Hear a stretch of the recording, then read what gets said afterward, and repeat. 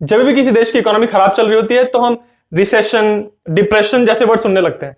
और जब रिसेशन की बात होती है तो हमको लगने लगता है कि अब जॉब्स खत्म हो जाएंगी और इक्विटी खत्म हो जाएगी, लोगों का जो इन्वेस्टमेंट है वो खत्म हो जाएगा, स्टॉक मार्केट नीचे आएगा और बहुत सारी चीजें आने लगती हैं। तो आज की वीडियो में हम रिसेशन के बारे में बात करेंगे। ये क्या होता है, ये कैसे होता है, इसके इफेक्ट्स क्या क्या होते हैं और क्या क्या इसके इंडिकेटर्स होते हैं। किसी भी देश की इकोनॉमी जो होती है वो लगातार ना ऊपर जाती है और ना नीचे आती है, यानी कुछ समय ऊपर फिर कुछ समय नीचे, फिर ऊपर फिर नीचे। इस साइकिल को इकोनॉमिक साइकिल या बिजनेस साइकिल कहते हैं। बिजनेस साइकिल जो होती है वो टोटल दो पार्ट्स में डिवाइडेड होती है।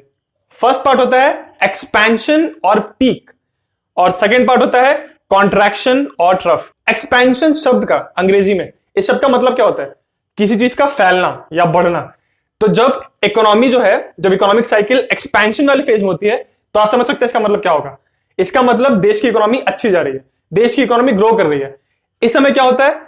अनएम्प्लॉयमेंट रेट्स कम होते हैं, यानी कि लोगों का रोजगार बढ़ता है, प्रोडक्शन बढ़ता है, इंडस्ट्रीज फ्लरिश करती हैं, आपके स्टॉक की वैल्यू बढ़ेगी, जीडीपी में कॉन्स्टेंटली ग्रोथ होती है। अब ये जो जीडीपी वर्ड है ये आपने बहुत बार सुना होगा। जीडीपी किसी देश की ग्रोथ से डायरेक्टली रिलेटेड है। तो कभी भी पॉलिटिक्स में, कभी भी इस बात पे डिस्कशन हो रहा होता है तो सबसे पहले ये बात की जाती है कि अरे जीडीपी कम हो गया, जीडीपी बढ़ गया। तो ये जीडीपी एक्चुअली होता क्या है? जीडीपी का फुल फॉर्म होता है ग्रॉस डोमेस्टिक प्रोडक्ट। किसी भी देश में जितनी भी सर्विसेज और गुड्स प्रोड्यूस हुए हैं, जितनी भी चीजें प्रोड्यूस हुई हैं, जितनी भी सर्विसेज प्रोड्यूस हुई हैं, उस सब की जो वैल्यू है, जो मार्केट वैल्यू है, उस सब का कॉम्बिनेशन एक गिवन पीरियड ऑफ टाइम के अंदर जो वैल्यू निकल के आती है उसको हम कहते हैं जीडीपी। चाहे आप एक पेंसिल खरीदें, एक सुई खरीदें, चाहे एक बड़ा सा हेलीकॉप्टर खरीद लें, या फिर आप किसी बार्बर के पास गए, आपने अपने बाल कटवाए, तो उसने आपके बाल काटने के लिए जो आपसे पैसे लिए वो उसके बाल काटने की सर्विस की मार्केट वैल्यू है। तो इस तरह से एक कंट्री के अंदर जितने भी सर्विसेज और जितने भी सामान प्रोड्यूस होते हैं उस सब की वैल्यू जो होती है, उस सब का कॉम्बिनेशन करके जो एक फाइनल वैल्यू आती है रुपीज में, उसको हम कहते हैं कि उस देश का जीडीपी है। आप गेस कर सकते हैं कि किसी भी देश की जब हम बात करते हैं तो जीडीपी की जो वैल्यू होती होगी वो कितनी बड़ी वैल्यू होती होगी, लाखों करोड़ों में होती है। जीडीपी कैलकुलेट करने का एक बहुत सिंपल फॉर्मूला होता है, यह है consumption plus business investment plus government spending plus exports minus imports. Example के लिए मान लीजिए कि पिछले साल आपके देश का जीडीपी था 100 रुपए और अब इस साल आपके देश का जीडीपी है 110 रुपए। तो यहां पे क्या हुआ? 100 से 110 पे आप पहुंच गए, यानी कि जीडीपी ग्रोथ कितनी है? 10%। तो जीडीपी का जो ग्रोथ परसेंट होता है, GDP growth percent is a very very important metric. अगर आपको देखना है कि आपकी देश तरक्की कर रहा है इकोनॉमिकली, देश की अर्थव्यवस्था बेहतर हो रही है, उन्नति कर रही है, अगर ये चेक करना है तो आपको देखना होता है कि आपके देश का जीडीपी ग्रोथ रेट कितना है। क्योंकि अगर आपका पॉजिटिव रेट है इसका मतलब आप लगातार अपने जीडीपी को बढ़ा रहे हैं हर साल के साथ। आपको एक सिंपल सा आइडिया देने के लिए मैं आपको इंडिया के जीडीपी का जो ग्रोथ है उसका ग्राफ दिखाता हूं। तो ये देखिए, ये वर्ल्ड बैंक की ऑफिशियल वेबसाइट है। इस पे इंडिया के जीडीपी ग्रोथ से रिलेटेड सारा डेटा दिया हुआ है। ये एनुअल है, यानी कि ईयर वाइज इसमें डेटा दिया है। तो मैंने लास्ट के 20 ईयर्स का कंपैरिजन यहाँ पे देखा है। तो अगर आप देखो तो 2000 में 3.8 था, फिर अगले साल थोड़ा सा इंप्रूवमेंट हुआ, फिर अगले साल थोड़ा नीचे आया, उसके अगले साल जबरदस्त इंप्रूवमेंट हुआ। तो यहां से लेके यहां तक ये एक्सपेंशन फेज में था। तो उसके बाद लगातार धीरे धीरे ऊपर ही था और 2008 में जबरदस्त गिरावट आई जीडीपी ग्रोथ में। इसका मतलब उस समय इकोनॉमी अच्छी नहीं थी। ये इतनी जबरदस्त गिरावट इसलिए आई क्योंकि उस समय 2008 में अमेरिका में द ग्रेट रिसेशन चल रहा था। उसके बाद 2009 में वापस जीडीपी ग्रोथ की इंप्रूवमेंट हुई और वापस 7.8 पे गया, फिर आगे और बढ़ा 8.4, फिर नीचे आया। ये देखिए 2012 के बाद लगातार ऊपर गया है लगातार, और ये 15 के बाद थोड़ा सा फ्लैट होना शुरू हुआ और 16 के बाद ये नीचे आना शुरू किया। तो अगर आप यहाँ पे नोटिस करेंगे तो आप देखेंगे कि लगातार ना इकोनॉमी ऊपर गई है और ना लगातार नीचे आई है। ऊपर जाती है फिर नीचे आती है, फिर ऊपर फिर नीचे। यही होती है बिजनेस साइकिल। हर चीज का एक अंत होता है। आपका एक्सपेंशन एक लिमिट तक ही बढ़ सकता है और फिर जब एंड आ जाता है तो आप अपने एक्सपेंशन के पीक को हिट कर देते हैं, यानी इस पॉइंट के ऊपर आपके देश की इकोनॉमी नहीं जा सकती। जब किसी देश की इकोनॉमी अपने पीक पे होती है, यानी मैक्सिमम पॉइंट को टच कर देती है, तब अक्सर क्या होता है? जनता के मन में बहुत ज्यादा इरैशनल ऑप्टिमिज्म रहता है।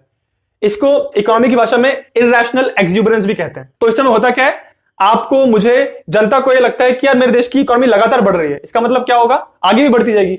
तो इस समय हम इकोनॉमी को लेके बहुत अनरियलिस्टिकली ऑप्टिमिस्टिक हो जाते हैं। हमको लगता है कि ऊपर जाती ही रहेगी। जब इकोनॉमी में बहुत सारा पैसा आने लगता है तो हर चीज का रेट बढ़ने लगता है। आपका गोल्ड हो गया या रियल एस्टेट, जमीन का भाव बढ़ने लगता है, क्योंकि लोगों के पास पैसा है तो लोग दबा के खर्चा करते हैं जमीन पे। बिटकॉइन का जो रिवॉल्यूशन आया था कुछ समय पहले, वो भी इसीलिए हुआ था क्योंकि बिटकॉइन इतना ऊपर जा रहा था तो लोगों को वही इरेशनल एक्सुबरेंस हुआ, लोगों को लगा कि इतना ऊपर जा रहा है तो आगे भी ऊपर जाते ही रहेगा, तो लोग अनाप शनाप पैसा खर्चा कर रहे थे बिटकॉइन खरीदने के लिए।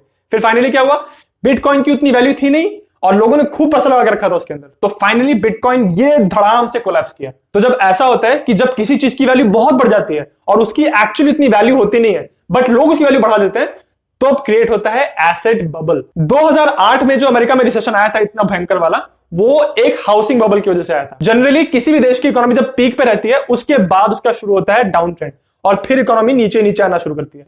और ये जो टाइम होता है जो नीचे आ रही होती है इकोनॉमी, इस नीचे आने वाले फेज को कहते हैं कॉन्ट्रैक्शन फेज, या ज्यादा कॉमन भाषा में रिसेशन। अमेरिका में एक ऑर्गेनाइजेशन है NBER, national bureau of economic research. तो ये जो ऑर्गेनाइजेशन है इसने रिसेशन की एक ऑफिशियल डेफिनेशन बनाई है जो ये कहती है कि recession is a significant decline in economic activity spread across economy lasting more than a few months.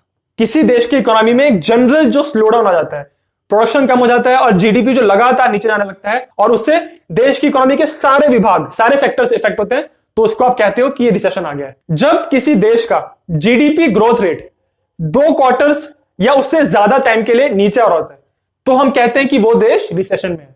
2 quarter यानी कि 6 महीना, 1 क्वार्टर 3 महीने का होता है, तो 6 महीने से ज्यादा टाइम के लिए अगर किसी देश का जीडीपी नेगेटिव जा रहा है, नीचे जा रहा है, तो आप कहोगे कि वो देश रिसेशन में है। अब हम बात करते हैं कि रिसेशन होता क्यों। एक बहुत कॉमन रीजन जो रिसेशन का होता है वो होता है हाई इंटरेस्ट रेट्स, यानी कि बैंक्स जो लोगों को, जो कंपनीज को लोन देती हैं, उसका जो इंटरेस्ट रेट होता है वो जब बहुत हाई रहता है तो जनरली रिसेशन आता है। क्योंकि जब इंटरेस्ट रेट हाई है इसका मतलब जो नॉर्मल लोग, जो कंपनीज पैसा लेती थी पहले, जो उधार लेती थी, अब वो ले नहीं पा रही क्योंकि इंटरेस्ट रेट हाई हो गया, तो वो लोन नहीं लेंगी।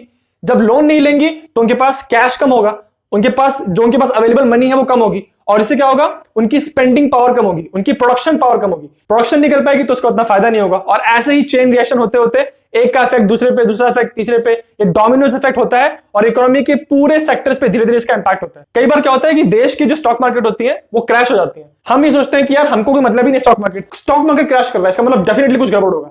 ऐसा होने से इन्वेस्टर्स के मन में, लोगों के मन में जो इकोनॉमी के प्रति जो फीलिंग है वो नेगेटिव होने लगती है, और ऐसा होने से क्या होता है, लोग अपने इन्वेस्टमेंट खींचने लगते हैं, जहां भी पैसा डाला है उसको वापस निकालने लगते हैं। इसीलिए स्टॉक मार्केट का क्रैश होना एक बहुत खतरनाक इवेंट होता है किसी भी देश के लिए, चाहे आप स्टॉक मार्केट में इन्वेस्ट करते हो चाहे नहीं करते। फिर होता है एक पोस्ट वॉर रिसेशन, यानी कि जब कोई देश लड़ाई में इन्वॉल्व रहता है, कोई बड़ी लड़ाई हुई होती है, उसके बाद अक्सर देश में रिसेशन आता है। 1945 में वर्ल्ड वॉर खत्म हुआ और उसके तुरंत बाद अमेरिका में रिसेशन आ गया था। अगला रीजन होता है मैन्युफैक्चरिंग ऑर्डर्स कम होना। शायद आप इस बात को रियलाइज ना करें, बट किसी देश की इकोनॉमी में मैन्युफैक्चरिंग इंडस्ट्रीज का बहुत बड़ा योगदान होता है। चाहे वो टेक्सटाइल है, चाहे सीमेंट है, मेटल, कोई भी इंडस्ट्री जो मैन्युफैक्चरिंग में इन्वॉल्व है, उस इंडस्ट्री का इकोनॉमी पे बहुत बड़ा इफेक्ट होता है। तो अगर मैन्युफैक्चरिंग इंडस्ट्री में डिमांड कम हो रही है, यानी कि उस इंडस्ट्री को ऑर्डर्स कम मिल रहे हैं, तो जनरली इसका इंपैक्ट इकोनॉमी पे आने लगता है और धीरे धीरे इकोनॉमी नीचे जाने लगती है।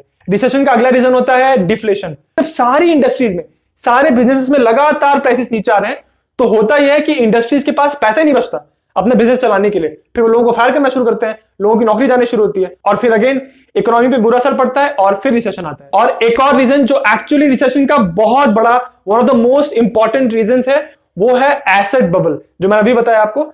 जब किसी चीज के आसपास, किसी इंडस्ट्री के आसपास या किसी एक पर्टिकुलर सेक्टर के आसपास एक बबल बनने लगता है, यानी कि लोगों में एक गलत उत्साह आने लगता है, एक गलत ऑप्टिमिज्म आने लगता है, जो बबल बनता है, और जब वो बबल बर्स्ट होता है, जब वो बबल फूटता है, तो 100% उसके बाद रिसेशन आता ही आता है। अब हम बात करते हैं वार्निंग साइंस।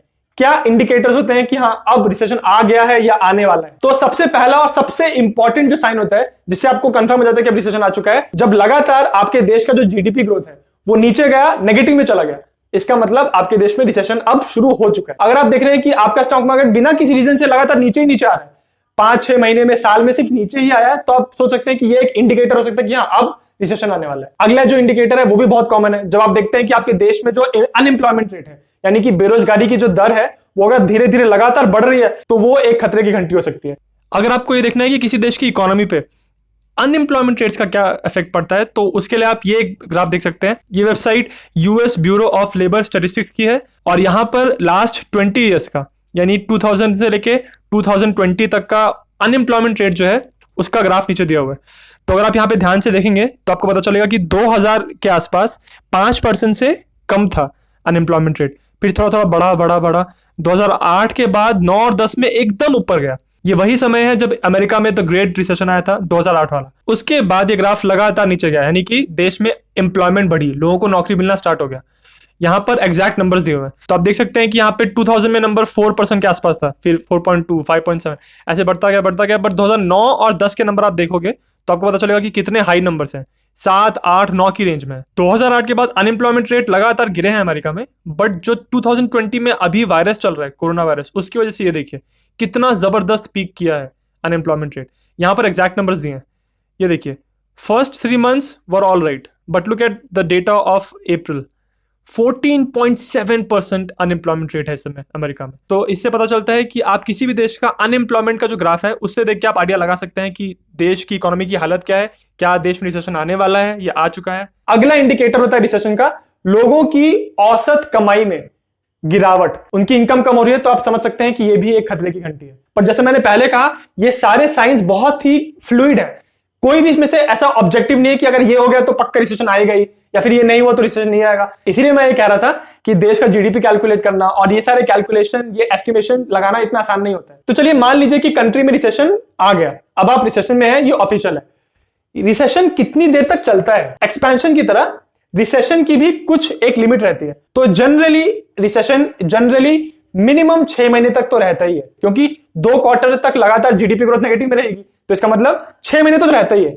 मिनिमम 6 महीने से लेके ऊपर आगे कितना भी जा सकता है। पर आखिरी के जो 100 साल रहे हैं मानव इतिहास के, उसमें जितने भी रिसेशन हुए हैं वो जनरली 1.5 साल 2 साल के ऊपर नहीं जाते हैं। जो 2008 में आया था रिसेशन, जिसको अब हम द ग्रेट रिसेशन कहते हैं अमेरिका में, वो रिसेशन चला था 18 महीने। तो आप समझिए कि वो इतना खतरनाक रिसेशन था और वो चला था 18 महीने। तो आप उससे आइडिया लगा सकते हैं कि जनरली जो रिसेशन होते हैं वो बहुत देर तक नहीं चलते। ये जरूरी नहीं है कि 1.5 साल हो गया है, 2 साल हो गया तो अब खत्म हो जाएगा। जब आपके देश का रिसेशन बढ़ते जा रहा है, बढ़ते जा रहा है, आपके देश की इकोनॉमी नीचे आई जा रही है, रुकी नहीं रही, बहुत समय तक चल रहा है, तब आप कहते हैं कि आपका देश रिसेशन से धीरे धीरे स्लिप हो गया डिप्रेशन में।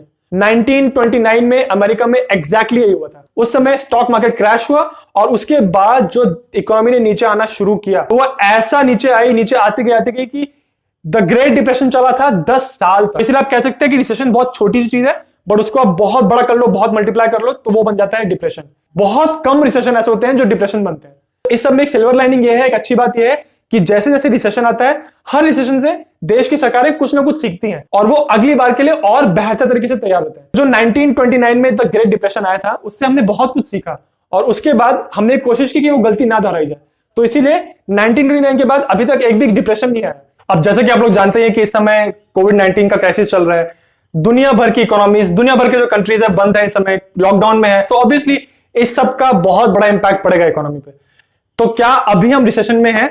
अमेरिका, जो पूरे दुनिया की सबसे बड़ी इकोनॉमी है, उनका ये ऑफिशियली अनाउंस हो गया है कि वो इस समय रिसेशन में है। एक अंतरराष्ट्रीय संस्था है जिसका नाम है इंटरनेशनल मॉनेटरी फंड, उनके चीफ ने मार्च 2020 में अनाउंस किया कि ऑफिशियली अब अमेरिका रिसेशन में जा चुका है। अभी के एस्टिमेट्स के हिसाब से आईएमएफ ये कह रहा है कि 2021 में इकोनॉमी की रिकवरी स्टार्ट होगी, यानी कि इकोनॉमी वापस ऊपर उठना शुरू होगी। इंडिया का जीडीपी फॉर्चुनेटली अभी नेगेटिव में नहीं गया है, तो अभी इस समय हम लोग सेफ हैं। जब भी रिसेशन आता है तो कुछ ऐसी इंडस्ट्रीज होती हैं जिन पे बहुत बड़ा इंपैक्ट होता है। ये वो इंडस्ट्रीज होती हैं जो लोगों की स्पेंडिंग पे डायरेक्टली डिपेंडेंट है, जैसे कि होटल रिलेटेड बिजनेसेस या फिर travel related business, restaurants, basically ऐसी चीजें जो लोगों के लेजर से, घूमने फिरने से रिलेटेड है, उन पे बहुत बुरा इफेक्ट पड़ता है रिसेशन के दौरान, क्योंकि लोगों के पास पैसा नहीं होता खर्च करने के लिए और ऑब्वियसली फिर वो लोग कहीं जा नहीं पाते, ट्रिप्स प्लान नहीं कर पाते। उसके अलावा कुछ और इंडस्ट्रीज है जैसे कि कंस्ट्रक्शन बिजनेस जो होते हैं, लोग घर नहीं बनाते, नए बिल्डिंग्स खड़ी नहीं होती, क्योंकि अगेन लोगों के पास पैसा नहीं है, तो वो पैसा इन्वेस्ट नहीं कर पाते उन जगहों पे। तो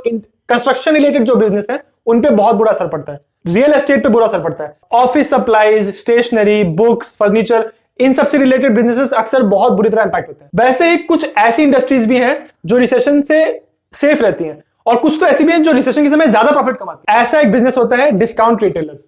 आपने अक्सर देखा होगा कि कुछ ऐसी कंपनीज होती हैं जो सिर्फ इस बात के लिए फेमस है कि जो सस्ता सामान बेचती हो। जब पैसा कम होता है इंसान के पास तो वो जाते हैं डिस्काउंट रिटेलर्स के पास। तो ऐसी जो कंपनीज हैं जो इस बिजनेस में है, जो ग्रोसरी बहुत सस्ते दाम पे बेच रही हैं, जो कपड़े सस्ते दाम पे बेच रही हैं, वो बिजनेस इस समय रिसेशन के समय एक्चुअली बहुत प्रॉफिट कमाते हैं। अगला आपका आ गया लॉ फर्म्स, स्पेशली वो लॉ फर्म्स जो बैंकरप्सीज और सॉल्वेंसी इश्यूज, बेसिकली ऐसे केसेस के साथ डील करते हैं जहां पर लोगों के पास पैसा खत्म हो गया, उनको बैंकरप्सी यानी दिवालिया घोषित करना है, ऐसे ऐसे केसेस का जो डील करते हैं वो लोग बहुत पैसा कमाते हैं, इस समय उनका बिजनेस ऊपर जाता है। अगला आ गया चीप एंटरटेनमेंट। किसी भी फेज में हो इंसान को मनोरंजन की जरूरत हमेशा होती है, हर समय चाहता है इंसान कि उसको किसी ना किसी तरीके से एंटरटेनमेंट मिले। तो रिसेशन के समय अक्सर ये देखा जाता है कि एंटरटेनमेंट रिलेटेड जो चीजें होती हैं वो ऊपर जाती हैं।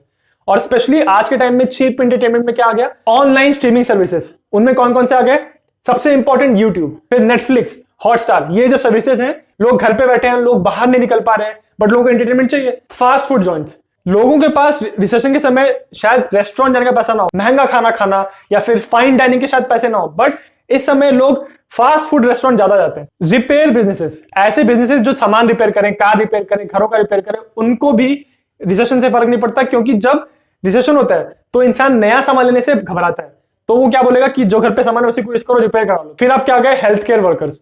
हेल्थ केयर इंडस्ट्री जो है वो जनरली रिसेशन से बुरी तरह से सेफ रहती है। सस्ती दारू की डिमांड बढ़ जाती है। होता यह है कि अक्सर रिसेशन के समय लोग अपसेट रहते हैं, दुखी रहते हैं, उदास रहते हैं, तो उस गम को भुलाने के लिए, उसे बाहर निकलने के लिए लोग अक्सर दारू का इस्तेमाल करते हैं। सस्ती दारू के जो बिजनेस है, जो आपको चीप लिकर दे, उनका बिजनेस इस समय अच्छा काम करता है। तो कुल मिलाकर बात यह है कि रिसेशन का आपकी ओवरऑल इकोनॉमी पे एक बुरा इफेक्ट ही पड़ता है। जनरली आपकी पूरी इकोनॉमी नीचे ही जाती है, बट एक ये भी बात है कि आप रिसेशन से बच नहीं सकते। यह आपकी जनरल इकोनॉमिक साइकिल का हिस्सा है। जैसे आप एक्सपैंड करते हैं, ऊपर जाते हैं, वैसे आप नीचे भी आएंगे ही। तो रिसेशन से आप बच नहीं सकते। शायद आपको बात पता ना हो और आपको जान के हैरानी होगी कि ये एक या दो रिसेशन नहीं है, हमारे इतिहास में पिछले 100 साल में कम से कम 20-30 से ज्यादा रिसेशन आ चुके हैं। तो ऐसा नहीं कि एक दो बार ही आता है, रिसेशन तो बार बार आता रहता है। डिप्रेशन उतना कॉमनली नहीं आता। जो लास्ट डिप्रेशन आया था वो 1929 में आया था अमेरिका में। तो कुल मिलाकर सारी बात यह है कि किसी भी इकोनॉमिक फेज की तरह रिसेशन भी लगातार नहीं चलता। आप जितनी ज्यादा इंफॉर्मेशन रखते हैं अपनी देश की इकोनॉमी के बारे में या फिर रिसेशन से रिलेटेड इंडिकेटर्स के बारे में, उतने ज्यादा आप अवेयर रहते हैं और उतने ही अच्छे फाइनेंशियल डिसीजंस आप ले पाते हैं। मैंने इस वीडियो में बहुत सारी बातें डिस्कस की हैं और इसमें ऐसी बहुत सारी बातें हैं, बहुत सारे टॉपिक्स थे जो मैंने बहुत जल्दी जल्दी कवर कर दिए। तो अगर आपको ऐसा लगता है कि इस वीडियो में ऐसी कुछ बात थी या कुछ कुछ ऐसे एलिमेंट्स थे जो आपको लगा कि मैंने बहुत जल्दी कवर कर दिए और आप चाहेंगे कि मैं उसके बारे में और बात करूं, तो आप मुझे कॉमेंट्स में जरूर बताना। मैं उस पर वीडियो बनाने की जरूर कोशिश करूंगा। एक लास्ट बार फिर से मैं ये बात दोहराऊंगा कि कोई भी बुरा समय लगातार नहीं रहता, रिसेशन भी लगातार नहीं रहता। इसी थॉट के साथ मैं आपसे विदा लूंगा। आपसे फिर मुलाकात होगी अगले वीडियो में। तब तक के लिए नमस्कार।